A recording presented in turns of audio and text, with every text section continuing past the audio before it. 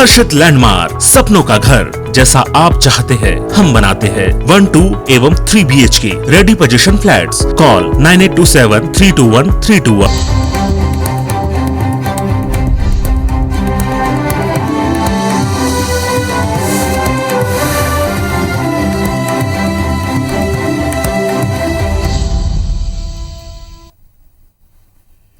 नमस्कार, स्वागत है आप सबका। आप देख रहे हैं मेरा मध्य प्रदेश। मैं हूं पुनीत पाठक और इस वक्त मध्य प्रदेश की बड़ी खबरों को विस्तार से जानेंगे।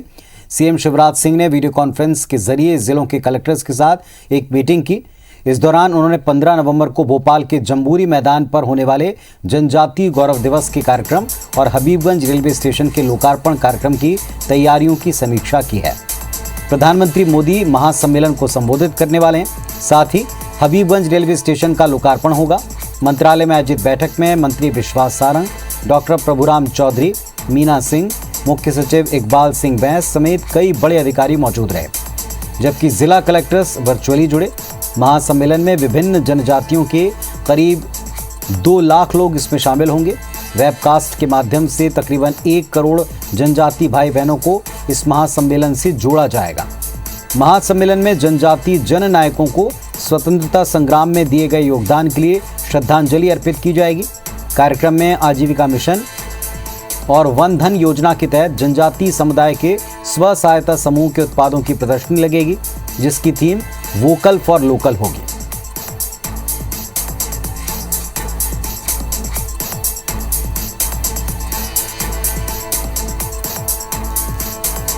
तो मुख्यमंत्री शिवराज सिंह चौहान ने कलेक्टर्स की मीटिंग की है, जिसमें प्रधानमंत्री के दौरे से जुड़ी हर एक तैयारी पर बातचीत की गई। 15 नवंबर को भोपाल आने वाले हैं प्रधानमंत्री। हबीबगंज रेलवे स्टेशन का, जो कि एक वर्ल्ड क्लास स्टैंडर्ड के ऊपर विकसित जिसे किया, उसका लोकार्पण होना है और इसे लेकर तमाम तैयारियां हो चुकी हैं। इसी की समीक्षा की गई। भोपाल चलेंगे हमारे सहयोगी सुधीर दंडोतिया के पास। सुधीर हमारे साथ में जुड़ रहे हैं। सुधीर, 15 तारीख से पहले तैयारियों के हर स्वरूप की जांच पड़ताल हो रही है, बताएं इसका अपडेट। देखिए, बिल्कुल, और प्रधानमंत्री का दौरा है, लिहाजा किसी तरह की कोई चूक, किसी तरह की कोई खामी ना रहने पाए, मध्य प्रदेश सरकार की और की कोशिश यही है। और मुख्यमंत्री शिवराज सिंह चौहान ने आज पीएम के दौरे को लेकर कलेक्टरों से चर्चा की है। वीडियो कॉन्फ्रेंस के माध्यम से प्रदेश के सभी कलेक्टरों से मुख्यमंत्री की चर्चा हुई थी और जो बात आज पूरी वीडियो कॉन्फ्रेंस में मुख्यमंत्री ने मुख्य तौर पर बताई कि लगभग 2 लाख आदिवासी जो है, जनजाति वर्ग के जो लोग हैं, उनको भोपाल लाया जाएगा। प्रदेश के अलग अलग हिस्सों से इनको भोपाल लाने की तैयारी है। लिहाजा जिले के कलेक्टर और प्रशासन के जो अधिकारी हैं, उनको जो दायित्व दिए जाने हैं, किस तरीके से इन लोगों को भोपाल लाया जाए, उनको रहने ठहरने की व्यवस्था की जाएगी और उसके बाद में वापस उनको जब ले आया जाएगा तो क्या कुछ पूरे कार्यक्रम के दौरान रहने वाला है, ये विस्तृत चर्चा आज पूरी बैठक के दौरान हुई है। वीडियो कॉन्फ्रेंस में मुख्यमंत्री शिवराज सिंह चौहान ने बताया कि लगभग 4 घंटे तक प्रधानमंत्री नरेंद्र मोदी भोपाल में रहने वाले हैं। इस दौरान जनजाति सम्मेलन में वो शिरकत करेंगे। इसके अलावा आपके द्वारा जो राशन योजना है प्रदेश सरकार की, उसका भी शुभारंभ किया जाएगा। प्रदेश सरकार के जो ट्राइबल बाहुल जो ऐसी माफ कीजिएगा जनजाति वर्ग के जो विद्यालय हैं, उनके अंदर शिक्षकों की नियुक्ति पत्र भी प्रधानमंत्री के हाथों देने का कार्यक्रम भी तय किया गया है। आज अधिकारियों की बैठक में मुख्यमंत्री शिवराज सिंह चौहान ने इस बारे में भी जानकारी दी है। इसके अलावा अगर बात करें तो 2 लाख लोग सीधे जो है इस पूरे समारोह में शामिल होने के लिए भोपाल पहुंचेंगे, पर लेकिन 1 करोड़ लोगों को वर्चुअली जोड़ने की योजना प्रदेश सरकार की है। लिहाजा वर्चुअल जिस स्थान पर जो पूरा कार्यक्रम आयोजन किया जाएगा, वहां की रूपरेखा को लेकर भी चर्चा की गई है। प्रधानमंत्री नरेंद्र मोदी का दौरा है, हबीबगंज स्टेशन का भी उद्घाटन उनके द्वारा किया जाना है, पर लेकिन प्रदेश सरकार का पूरा फोकस जो है वो जनजाति सम्मेलन को लेकर है। लिहाजा इस सम्मेलन को लेकर पूरी तैयारियां भव्य स्तर पर हो, कलेक्टरों को यह निर्देश दिए गए हैं और जिले के अंदर जहां पर ये कार्यक्रम आयोजित किए जाएंगे, जहां पर जनजाति वर्ग के लोगों को जोड़ा जाएगा वर्चुअली, वहां पर भी लगभग मंच जैसा पूरा माहौल एक नजर आए। ये लगे कि लगभग जो वर्चुअली जो लोग जुड़े हैं वो भी एक्चुअल इस पूरे समारोह में शामिल हुए। लगभग इस तरीके की व्यवस्था बनाने के निर्देश मुख्यमंत्री की ओर से दिए गए हैं। आज अधिकारियों के साथ में चर्चा की है पुनीत। थोड़ी देर बाद प्रदेश सरकार के जो मंत्री हैं उनके साथ में भी पीएम के दौरे को लेकर चर्चा मुख्यमंत्री शिवराज सिंह चौहान करने वाले हैं। कहना होगा कि जैसे जैसे प्रधानमंत्री के दौरे की तारीख नजदीक आती आ रही है, वैसे वैसे तैयारियां राजधानी भोपाल में काफी ज्यादा तेज देखने को मिल रही है। और पूरे राजधानी की अगर बात करें तो खास थीम पर पूरी राजधानी भोपाल की सजावट की जा रही है। प्रधानमंत्री के लिए खास तौर पर 2 हेलीपैड जो है बरकतुल्लाह विश्वविद्यालय और 2 हेलीपैड जो है जम्बूरी मैदान पर बनाए गए हैं। पूरे कार्यक्रम का शेड्यूल किस तरीके से रहेगा, इस पूरी रूपरेखा को लेकर आज इस पूरी बैठक में चर्चा जो है मुख्यमंत्री शिवराज सिंह चौहान के द्वारा की गई है। पुनीत। बहुत शुक्रिया आपका इस पूरी डिटेल के लिए सुधीर। तो जैसा हमारे सहयोगी सुधीर बता रहे थे कि प्रधानमंत्री के दौरे के पहले एक एक डिटेल को खुद मुख्यमंत्री इसकी समीक्षा कर रहे हैं और निर्देश दे रहे हैं। मोदी सरकार के मंत्री और बीजेपी के बड़े आदिवासी चेहरे फग्गन सिंह कुलस्ते ने धर्मांतरण को लेकर मुद्दा गरमा दिया एक बयान के जरिए। कुलस्ते ये मानते हैं कि न सिर्फ मध्य प्रदेश में बल्कि पूरे देश में इस वक्त जनजातीय समाज के लोगों के बीच धर्मांतरण बढ़ा है। कुलस्ते ने कहा कि स्वास्थ्य और शिक्षा के नाम पर आदिवासियों को लालच देकर उनका धर्म बदल रहे हैं ताकि वो धर्मांतरण कर लें। कुलस्ते ने कहा कि आदिवासियों को लालच देकर धर्मांतरण कराना एक बड़ी साजिश है, इसकी जानकारी सरकार को है। कुलस्ते ने कहा कि सरकार धर्मांतरण करवाने वाले समाज से ये उम्मीद करती है कि आदिवासियों को बहला फुसला कर गलत काम न करें। वहीं कांग्रेस विधायक गोविंद सिंह का कहना है कि देश के आदिवासियों का जबरन कन्वर्जन नहीं हो रहा, बल्कि वो अपनी इच्छा के मुताबिक अपना धर्म परिवर्तन कर रहे हैं और इस बात की छूट संविधान उनको देता है। जिस प्रकार के जनजातीय समाज के साथ में कन्वर्जन का जो काम बढ़ा है, हम लोग कोशिश कर रहे हैं और सभी समाज को हम उनसे भी अपेक्षा करते हैं कि इस प्रकार का कोई भी अगर लोभ प्रलोभन की दृष्टि से उनके साथ में अगर कोई व्यक्ति ऐसा प्रयास करता है तो ये गलत है। भारत के संविधान में हर व्यक्ति को स्वतंत्रता है, किसी भी समाज से किसी भी कहीं भी परिवर्तन करना, इस पर रोक लगाना उचित नहीं है। तमाम हमारे हिंदू भाई धर्म परिवर्तन करते हैं, तमाम मुस्लिम भाई धर्म परिवर्तन करके हिंदू समाज में शामिल होते हैं। जिस व्यक्तिगत स्वतंत्रता पर हमला है। मध्य प्रदेश में मिशन 2023 को लेकर भारतीय जनता पार्टी का पूरा फोकस अब ST/SC वर्ग को साधने पर है। बीजेपी प्रदेश प्रभारी मुरलीधर राव ने कहा कि बीजेपी आने वाले वक्त में 2 आयाम पर काम कर रही है, जिनमें आदिवासी वर्ग और अनुसूचित जाति वर्ग के लोगों को अपने साथ जोड़ने पर इस वक्त पूरा फोकस है।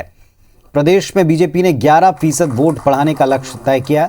बीजेपी हर बूथ पर 11% वोट बढ़ाकर वोट शेयर 51% प्राप्त करना चाहती है। मुरलीधर राव ने कहा कि पहले कहा जाता था कि बीजेपी ब्राह्मण और बनियों की पार्टी, लेकिन अब धीरे धीरे सभी वर्ग के लोग इससे जुड़ रहे हैं, आगे आ रहे हैं। मुरलीधर राव के इस बयान पर कांग्रेस ने निशाना साधा। कांग्रेस विधायक PC शर्मा और प्रवीण पाठक ने कहा कि ये बीजेपी का घमंड बोल रहा है, जो ज्यादा दिन तक टिकेगा नहीं, क्योंकि घमंड न रावण का रहा न कंस का। बीजेपी ने आज PM मोदी के दौरे की तैयारी को लेकर एक बैठक की है, जिसमें प्रदेश बीजेपी अध्यक्ष VD शर्मा ने भोपाल जिले के पदाधिकारियों को व्यवस्थाएं सुनिश्चित करने के निर्देश दिए हैं। राष्ट्रीय अध्यक्ष नड्डा जी ने भी अपने भाषण में ये 2 अच्छे काम कर रहे हैं ये बोला है और अभिनंदनीय कार्य कर रहे हैं ऐसा बोला है।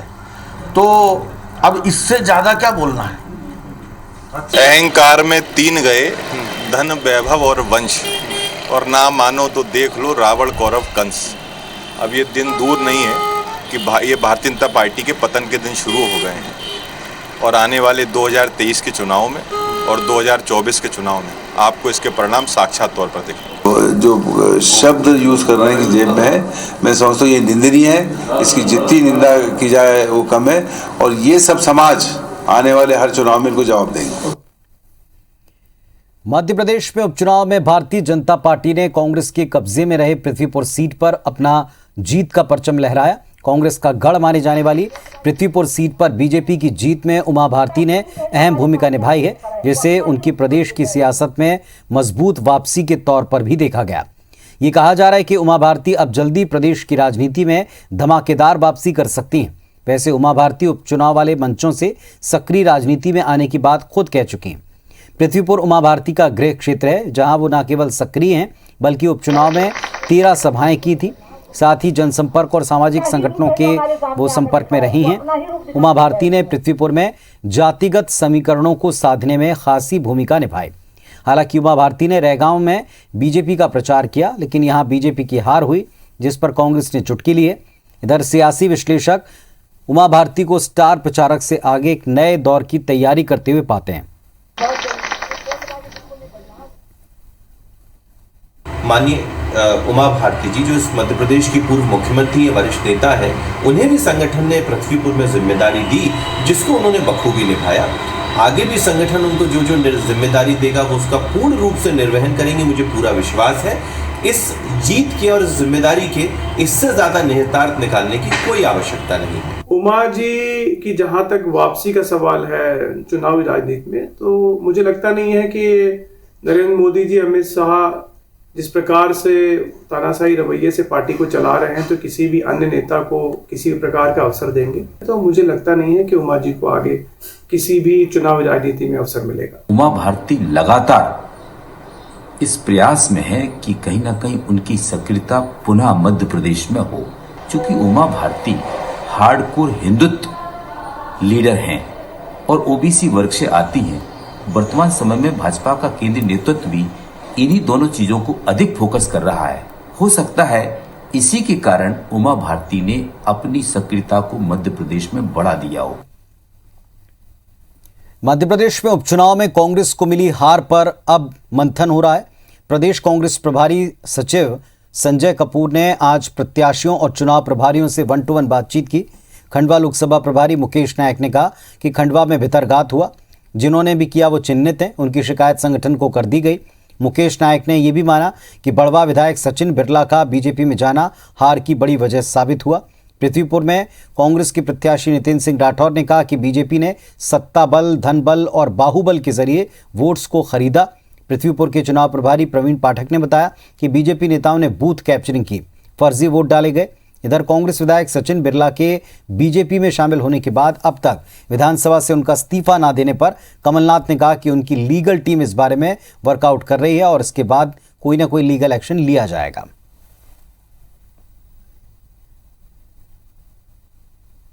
बदलती राजनीतिक संस्कृति में जो पैसे का महत्व निर्णायक हो गया है, उसके चलते हम चुनाव हारे। खंडवा में हुआ है भितरघात सर? अरे हर चुनाव में होता है, तो थोड़ा बहुत यहाँ भी हुआ, लेकिन इतना बड़ा अंतर इसलिए कम हो सका क्योंकि पूरी पार्टी ने एकजुट होकर चुनाव लड़ा। सर कुछ लोग चिन्हित हुए हैं क्या भितरघात करना? अभी वो सार्वजनिक रूप से बताने का विषय नहीं है। जिस तरह से भारतीय जनता पार्टी के कार्यकर्ताओं ने शराब और पैसा बांटा, लोभ लालच दिया, षड्यंत्र किया, प्रलोभन दिया गया और 30 तारीख को तो सारी हदें पार हो गई। और भोपाल से इसी से जुड़ी एक अहम खबर, उपचुनाव में हार के बाद कांग्रेस पार्टी ने इसकी समीक्षा शुरू कर दी। हारे हुए प्रत्याशियों प्रभारियों के साथ कमलनाथ बैठक कर रहे हैं। प्रत्याशियों के साथ सीधी बातचीत में हार के कारण ढूंढे गए। भितरघात करने वाले कांग्रेस नेताओं पर कार्रवाई का दावा है। सभी प्रत्याशी और प्रभारी कमलनाथ के बंगले पर मौजूद हैं और इस वक्त मंथन जारी है। नवीन सिंह सहयोगी हमारे साथ में जुड़ गए। नवीन, पहले सचिव ने बातचीत की, प्रभारी सचिव ने, अब जो प्रदेश अध्यक्ष हैं उनसे इनकी मुलाकात हो रही, इसके बाद एक्शन तय? देखिए, मध्य प्रदेश में 3 विधानसभा सीटों और खंडवा लोकसभा सीट पर हाल में ही उपचुनाव हुए हैं। कांग्रेस को सिर्फ 1 सीट नसीब हुई है और कांग्रेस को जबकि उम्मीद थी कि मध्य प्रदेश में जिस तरीके से महंगाई बढ़ी है, पेट्रोल डीजल गैस की कीमतें बढ़ी हैं और मध्य प्रदेश सरकार के खिलाफ जो हवा चल रही है, उसका फायदा पार्टी को जरूर मिलेगा और कम से कम पार्टी 4 सीट तो नहीं लेकिन 3-1 से जीत हासिल करेगी। हालांकि उम्मीदों पर, कांग्रेस पार्टी की उम्मीदों पर पानी फिर गया और कांग्रेस पार्टी ने जो उनके गढ़ थे जोवट और पृथ्वीपुर, वो भी दबा दिए। इसके बाद लगातार समीक्षा का दौर जारी है। अब तक कुछ देर पहले पुनीत पीसीसी में एआईसीसी के सचिव और मध्य प्रदेश के प्रभारी सचिव संजय कपूर और उनके साथियों ने बैठक ली है, सबसे 1-to-1 बातचीत की। अब उसके बाद कमलनाथ के बंगले पर कमलनाथ खुद 1-to-1 मुखातिब हो रहे हैं प्रत्याशियों और चुनाव के प्रभारियों के साथ। माना जा रहा है कि बार बार ये बात सामने आ रही थी कि कुछ ऐसे बड़े नेता हैं, कुछ ऐसे लोग हैं कांग्रेस पार्टी के भीतर ही जो बड़ा डेंट कांग्रेस पार्टी को लगा रहे हैं। तो उसी की बात, उसी विषय को लेकर कमलनाथ खुद प्रत्याशियों से और चुनाव प्रभारियों से चर्चा कर रहे हैं और ये जो रिपोर्ट आज बनेगी, ये रिपोर्ट आला कमान को भेजी जाएगी और माना जा रहा है पुनीत की आने वाले दिनों में कांग्रेस पार्टी के कुछ बड़े नेताओं पर जो लगातार पार्टी के विरोध में और कमलनाथ के खिलाफ बयानबाजी करते रहे हैं, जो करते पिछले कुछ दिनों में उन्होंने किए हैं, उनके खिलाफ बड़ा एक्शन दिल्ली से हो सकता है। ये उसी की जमीन यहाँ पर फिलहाल तैयार हो रही है। अगर प्रत्याशी और चुनाव प्रभारी इस तरीके का बयान देते हैं, रिकॉर्ड पर लाते हैं कि फला नेता ने उनके प्रत्याशी के लिए काम नहीं किया, तो एक बड़ी कार्रवाई हो सकती है। साथ ही साथ ये भी माना जा रहा है कि इस वोट शेयर कांग्रेस का जरूर बढ़ा है इन उपचुनावों में, तो तो पार्टी आगे किस तरीके से रणनीति के साथ काम करेगी ताकि साल 2023 में जो विधानसभा चुनाव होने हैं उनमें किस तरीके से परफॉर्म किया जाए। तो कुल मिला के सभी प्रत्याशियों के साथ, चुनाव प्रभारियों के साथ कमलनाथ 1-to-1 फीडबैक ले रहे हैं। हार के कारणों की पड़ताल की जा रही, क्या वजह रही, किन वजहों से चुनाव हारे। हालांकि औपचारिक तौर पर खुलेआम सभी कांग्रेस के नेता ये दावा कर रहे हैं कि मध्य प्रदेश में भारतीय जनता पार्टी की सरकार ने उपचुनाव में आचार संहिता का खुला उल्लंघन किया, सत्ता बल, बाहुबल, धनबल के।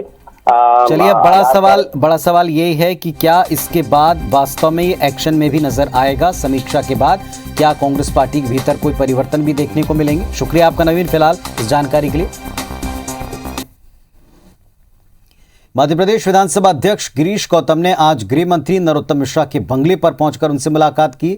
इस दौरान दोनों नेताओं के बीच में बंद कमरे में आधे घंटे तक चर्चा हुई। दोनों की इस मुलाकात को आगामी शीतकालीन सत्र से जोड़कर देखा जा रहा है। विधानसभा अध्यक्ष गिरीश गौतम ने इस मुलाकात को सौजन्य और सामान्य बताया, दिवाली की बधाई देने आना बताया। विधानसभा के शीतकालीन सत्र के सवाल पर उन्होंने कहा कि जल्दी तारीख का ऐलान हो जाएगा। आप सबको दीपावली की ढेर सारी शुभकामनाएं और आपके माध्यम के पूरे जनता को, मध्य प्रदेश की जनता को भी शुभकामनाएं देता हूं। अब वो तय करेंगे, डेट आएगी। भोपाल में विधानसभा परिसर में पूर्व विधायकों के संगठन पूर्व विधायक मंडल ने एक सम्मेलन किया, जिसमें पूर्व विधायकों के साथ विधानसभा अध्यक्ष गिरीश गौतम और नेता प्रतिपक्ष कमलनाथ शामिल हुए। इस दौरान पूर्व विधायकों ने विधानसभा अध्यक्ष से आईएएस के ऊपर प्रोटोकॉल और वेतन भत्ते बढ़ाने की मांग की, जिसके बाद विधानसभा अध्यक्ष गिरीश गौतम ने 2 दिसंबर को सभी दलों के पूर्व विधायकों के साथ बैठक करने का निर्णय लिया है। 2 दिसंबर की बैठक में आए सुझावों के आधार पर विधानसभा आगे मांगों पर कोई निर्णय लेगी।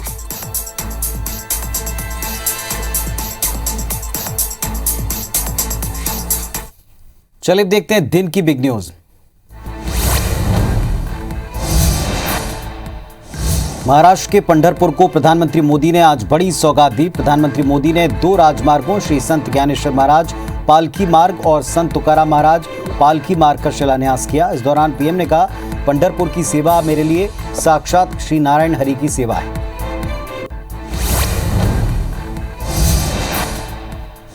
संसदीय मामलों पर मंत्रिमंडलीय समिति ने संसद का शीतकालीन सत्र 29 नवंबर से 23 दिसंबर तक आयोजित करने की सिफारिश की। पिछले 1.5 साल में हुए संसद सत्रों की तरह इस साल का शीतकालीन सत्र भी कोविड-19 प्रोटोकॉल के तहत आयोजित होगा।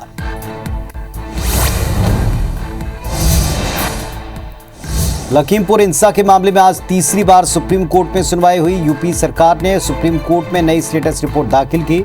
इस दौरान जस्टिस सूर्यकांत ने एक अहम टिप्पणी करते हुए कहा कि 2 एफआईआर को ओवरलैप कर एक विशेष आरोपी को लाभ दिया जा रहा है।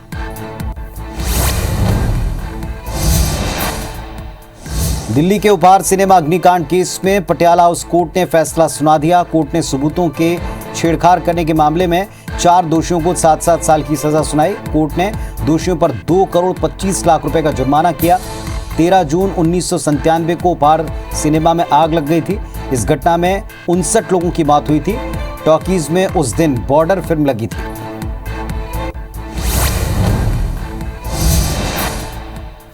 जायडस कैडिला की कोरोना वैक्सीन जायकोव डी की कीमत तय हो गई है। एक डोज की कीमत 265 रुपए होगी। कंपनी ने कहा कि केंद्र सरकार के साथ परामर्श के बाद ये कीमत तय की गई है। भारत सरकार ने 1 करोड़ डोज का ऑर्डर दिया है।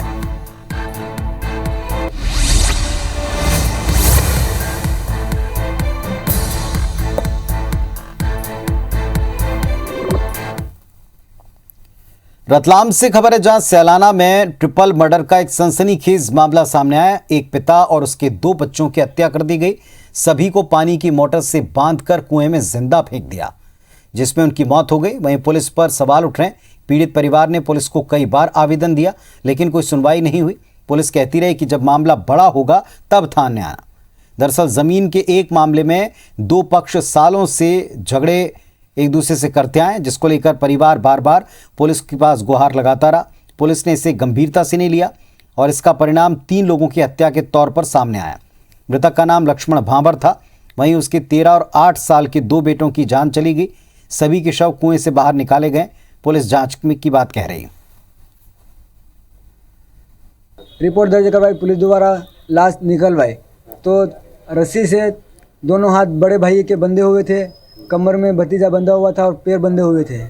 इस तरीके से तीनों बाप बेटों को कुएं में मोटर के सहित डाले। मृतक लक्ष्मण बाबर है, इसके सगे चाचा के साथ में इनका ज़मीन का विवाद चल रहा था। बंटवारे की ज़मीन जो मिली थी उसको लेकर चाचा असंतुष्ट है और गांव का ही एक व्यक्ति है जिससे कुएं का विवाद चल रहा है इनका। अभी तक जो तथ्य आए हमारे सामने उससे ऐसा प्रतीत हो रहा है कि कम से कम 4 लोग घटनास्थल में मौजूद थे।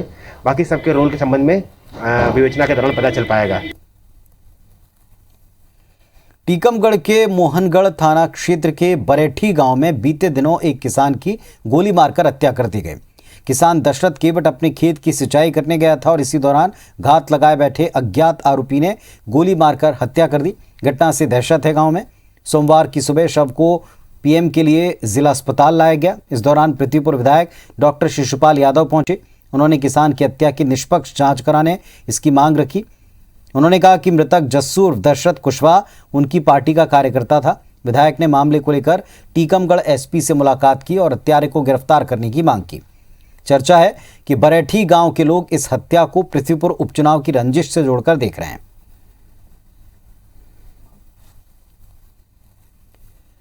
जबलपुर में शराब के नशे में 5 दोस्तों के बीच झगड़ा हो गया और इसके बाद 4 युवकों ने मिलकर अपने ही साथी की चाकू मारकर हत्या कर दी। मौके पर पहुंची पुलिस ने चारों आरोपियों को गिरफ्तार कर लिया। यह मामला रांझी इलाके का है। बीती देर रात पुलिस की 6वीं बटालियन के प्लाटून कमांडर नारायण बहादुर का बेटा रोहित थापा अपने दोस्तों के साथ बातचीत कर रहा था और तभी किसी बात को लेकर रोहित और उसके दोस्त संजय थापा के बीच झगड़ा हुआ, जो इतना बड़ा कि संजय ने अपने 3 दोस्तों के साथ मिलकर रोहित की हत्या कर दी। सूर्य उपासना का महापर्व छठ पूजा सोमवार से शुरू हो चुका है और आज नहाय खाए के साथ रस्मों की शुरुआत हुई। छठ पूजा को लेकर भोपाल में सारी तैयारियां कर ली गई। पूजन के लिए तकरीबन 50 घाट तैयार हैं। घाटों की साफ सफाई हो चुकी है। भोजपुरी एकता मंच इस कार्यक्रम के दौरान कई तरह के आयोजन करता है। पूजा के लिए बनाए जाने वाले प्रसाद के लिए भोजपुरी एकता मंच ने निःशुल्क आटा चक्की की व्यवस्था की है। भोजपुरी एकता मंच समिति की तरफ से जो है या शनि मंदिर प्रांगण में जो है निःशुल्क आटा की पिसाई की जा रही है। ये जो गेहूं का जो आटा जो पिसाई जो हो रही है, इसके पकवान बनता है ठेकुआ, जो महाप्रसाद के रूप में काम आता है। भोजपुरी एकता मंच जो है तिरंगे के थीम पे जो है पूरा डेकोरेशन करेगा और ये जो है भारत को समर्पित होगा यहाँ के छठ पूजा। तो इस बुलेटिन में फिलहाल इतना ही। खबरों अपडेट्स के लिए आप देखते रहें IBC 24। नमस्कार।